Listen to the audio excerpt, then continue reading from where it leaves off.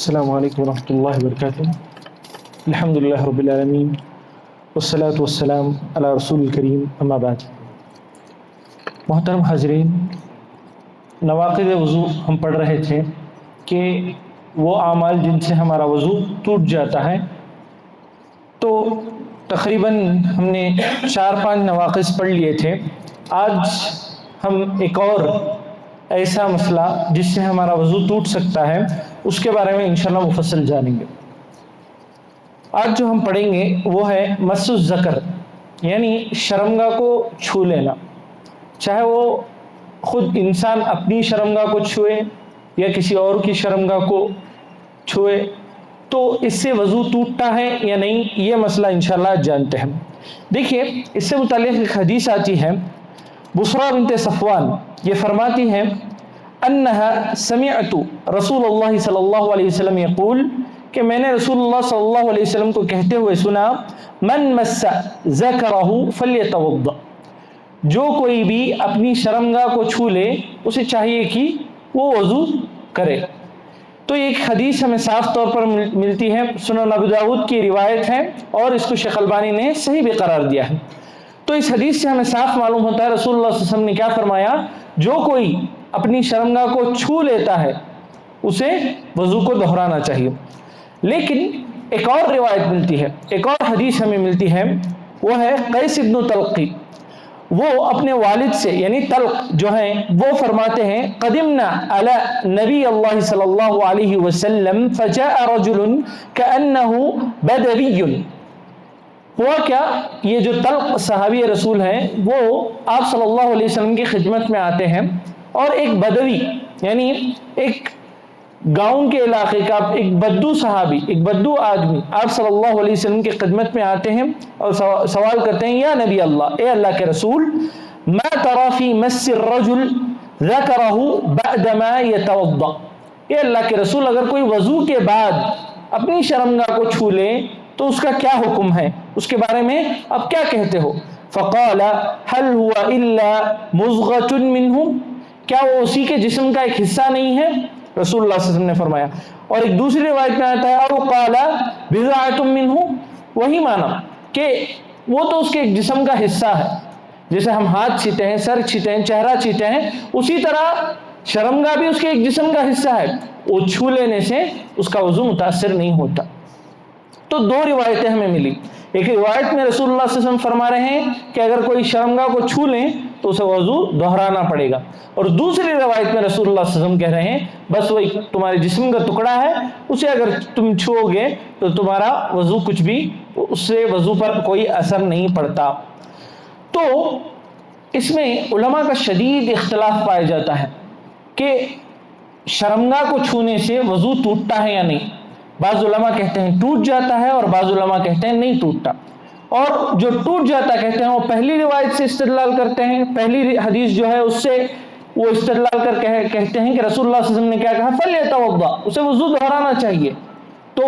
اس حدیث کو رکھ کر جو پہلی گروہ کے علماء ہیں وہ کہتے ہیں کہ وضو ٹوٹ جاتا ہے، اور دوسری گروہ کے علماء دوسری حدیث کو رکھ کر کہتے ہیں۔ پہلی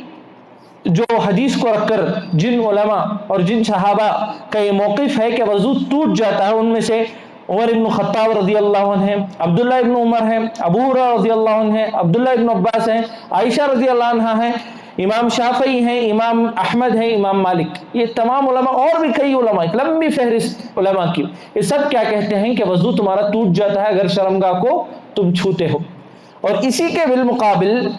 اور علماء جیسے علی رضی اللہ عنہ ہیں اور عبداللہ بن مسعود رضی اللہ عنہ ہیں، امام ثوری رحمہ اللہ ہے، اور اسی طرح امام ابو حنیفہ ہیں، پھر ان کے شاگرد یوسف ہیں، یہ تمام لوگ کہتے ہیں کہ آپ کا وضو نہیں ٹوٹتا،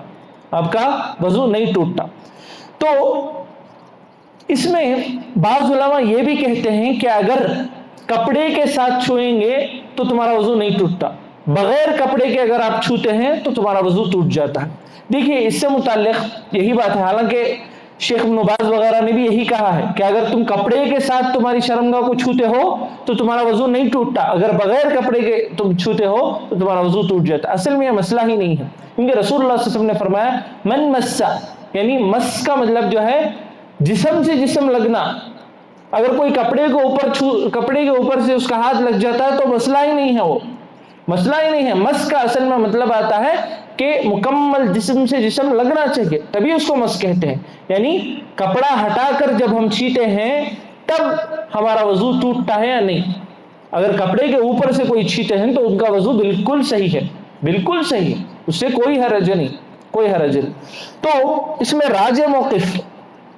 صحیح موقف تو بس اللہ سبحانہ و تعالیٰ جانتا ہے، کیونکہ شدید اختلاف ہے اور دونوں طرف کبار علماء ہیں۔ تو اس میں راجح موقف واللہ عالم یہی معلوم ہوتا ہے کہ اگر کوئی چاہے جو ہے کپڑے کے ساتھ ہو یا بغیر کپڑے کے، بغیر سیدھے ڈائریکٹ بھی اگر کوئی چھو لیتا ہے تو اس کا وضو انشاءاللہ نہیں ٹوٹتا، اس کا وضو نہیں ٹوٹتا۔ کیوں؟ کیونکہ جو روایت پہلی ہے جس میں رسول اللہ صلی اللہ علیہ وسلم نے فرمایا من مس ذکرہ فلیتوضا، کہ اگر کوئی اپنی شرمگاہ کو چھو لے تو اسے وضو کرنا چاہیے، یہ مستحب عمل ہے۔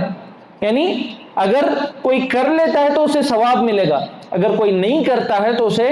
اس کا وضو ٹوٹ جائے گا یا پھر اسے گناہ ملے گا، ایسی بات نہیں ہے، مستحب عمل ہے۔ اگر کوئی کر لیتا ہے تو بہتر ہے، کیونکہ دوسری روایت میں ہمیں صاف معلوم ہو جاتا ہے، رسول اللہ صلی اللہ علیہ وسلم سے پوچھا گیا کہ اس کے وضو کا کیا حال ہوگا، تو رسول اللہ صلی اللہ علیہ وسلم نے فرمایا کہ اس کا وضو صحیح ہے، کیونکہ وہ ایک جسم کا ٹکڑا، اپنے ایک جسم کا حصہ ہی چھی رہا ہے، اس کے ایک جسم کا حصہ ہی وہ جو ہے نا اسے اس کے ایک جسم کے حصے کو ہی ہاتھ لگا رہا ہے۔ تو اسے یہ بات معلوم ہوتی ہے، بات واضح ہوتی ہے کہ اگر کوئی اپنے شرمگاہ کو چھو لیتا ہے یا کسی اور کی شرمگاہ کو چھو لیتا ہے، کسی اور کے سے متعلق تھوڑی تفصیلات ہے، میں آگے بتاؤں گا، وہ جو ہے اس کا وضو انشاءاللہ نہیں ٹوٹتا۔ لیکن اس میں ایک اور مسئلہ آتا ہے شہوت کا۔ کوئی اگر شہوت کی نیت سے، شہوت سے اگر کوئی اپنی شرمگاہ کو یا کسی اور کی شرمگاہ کو چھوتا ہے، تب جو ہے علماء ایک باریک فرق یہ بتاتے ہیں کہ اگر کوئی شہوت سے چھوتا ہے تو عموماً کیا ہوتا ہے، اس کی شرمگاہ سے ایک پانی نکلتا ہے جس کو ہم مزی کہتے ہیں، اور وہ پانی جب نکلتا ہے وہ بغیر احساس کے نکلتا ہے، اس کا احساس نہیں ہوتا ہمیں، تو اس وجہ سے وضو ہمارا ٹوٹ جاتا ہے، وضو اگر ہمارا ٹوٹ جاتا ہے، وضو ہمارا ٹوٹ جاتا ہے۔ اگر ہمیں مکمل یقین ہے، شہوت سے چھی رہے ہیں اور مکمل یقین ہے کہ جو ہے نا پانی نہیں نکلا ہے، تو ہمارا وضو نہیں ٹوٹے گا، کیونکہ شیخ ابن عثیمین رحمہ اللہ نے یہی بتایا ہے کہ کوئی اگر شہوت سے چھوئے یا بغیر شہوت کے چھوئے یا غلطی سے ہاتھ لگ جائے، کیسے بھی ہو، ہمیں کوئی صاف دلیل نہیں ملتی کہ رسول اللہ صلی اللہ علیہ وسلم نے فرمایا کہ جو ہے نا اگر تم شرمگاہ کو چھو لو تو تمہیں وضو دہرانا پڑے گا یا تمہارا وضو ٹوٹ جائے گا، اس طرح کی کوئی ہمیں صاف دلیل نہیں ملتی۔ تو اس وجہ سے ہم یہی موقف مان کر چلیں گے، شہوت ہو یا بغیر شہوت ہو اصلاً وضو نہیں ٹوٹتا، لیکن اس ڈر سے کہ پانی نکل جائے گا، مزید نکل جائے گا، اس ڈر سے جو ہے نا اگر شہوت سے اگر کوئی ہاتھ لگاتے ہیں تو ہمیں وضو دہرا لینا چاہیے، وضو دہرانا۔ اور علماء یہی جو ہے سکھاتے ہیں اور اسی کی ترغیب دلاتے ہیں کہ بالخصوص شہوت کے معاملے میں ہمیں احتیاط کرنا چاہیے اور فوراً وضو دہرا لینا چاہیے۔ اور رہا مسئلہ دوسروں کی شرمگاہ کو چھینے سے متعلق، تو اس سے متعلق علماء نے یہی بتایا ہے کہ یہ اور اشد ہے مسئلہ، اس میں اور زیادہ مسئلہ گمبھیر ہو جاتا ہے۔ کیوں؟ جب دوسروں کی شرمگاہ کو چھوتے ہیں تو کیا ہوتا ہے، شہوت لازمی طور پر آ جاتی ہے، لازمی طور پر آ جاتی ہے، تب جو ہے مسئلہ اور بڑا ہو جاتا ہے، تو اس وجہ سے جو ہے وضو دہرا لینا چاہیے۔ اور اسی طرح یہ بھی ایک مسئلہ ہے کہ اگر جیسے ماں ہیں، وہ اپنے بچوں کی شرمگاہ کو چھونا پڑتا ہے صاف صفائی کے لیے، اور اسی طرح جو ہے نا ان سے گندگیوں کو دور کرنے کے لیے، تو اس مسئلے میں کیا ہے، اس مسئلے میں یہی ہے کہ جو بچے کو ماں صاف کرتی ہے اس میں تو شہوت کی بات ہی نہیں آتی،